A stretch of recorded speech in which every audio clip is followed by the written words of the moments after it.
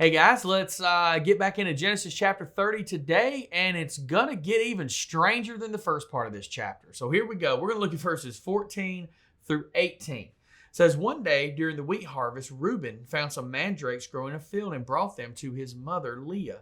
Rachel begged Leah, please give me some of your son's mandrakes. But Leah angrily replied, wasn't it enough that you stole my husband? Now you will steal my son's mandrakes too. And Rachel answered, I will let Jacob sleep with you tonight if you give me some of the mandrakes. So that evening, as Jacob was coming home from the fields, Leah went out to meet him. You must come and sleep with me tonight, she said. I have paid for you with some mandrakes that my son found. So that night, he slept with Leah, and God answered Leah's prayers. She became pregnant again and gave birth to a fifth son for Jacob. She named him Issachar, for she said, God has rewarded me for giving my servant to my husband as a wife. This is just strange. Now, to understand a little bit of the background here, you have to understand the mandrakes. In Hebrew, mandrakes were known as love apples. That's what they were called. They were believed to increase the fertility of a woman who consumed them.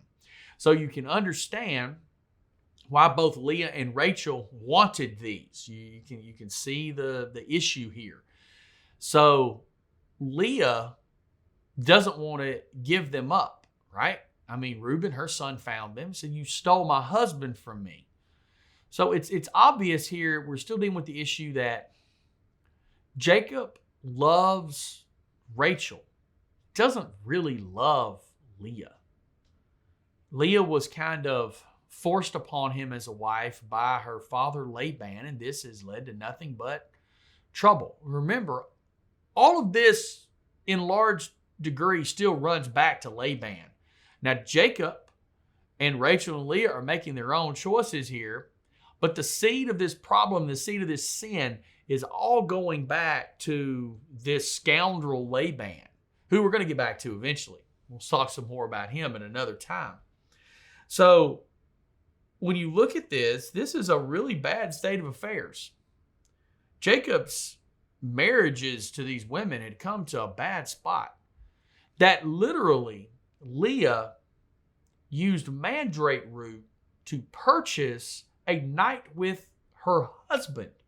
We do understand how ridiculous and broken this is. These relationships are warped. This is what happens when we step outside of God's plan for marriage and how God says relationships between men and women should be conducted. We break the system and we destroy families. One more thing I want to point out here that I find to be absolutely fascinating. She says there in verse 18, she said, God has rewarded me for giving my servant to my husband as a wife. No, he hasn't. That's not true. That's just her warped thinking, right? She's warped here. Just because we get the outcome, and I said this a couple days ago, just because we get the outcome we want doesn't mean God has blessed it. This is all broken. God is not endorsing or ordaining any of this.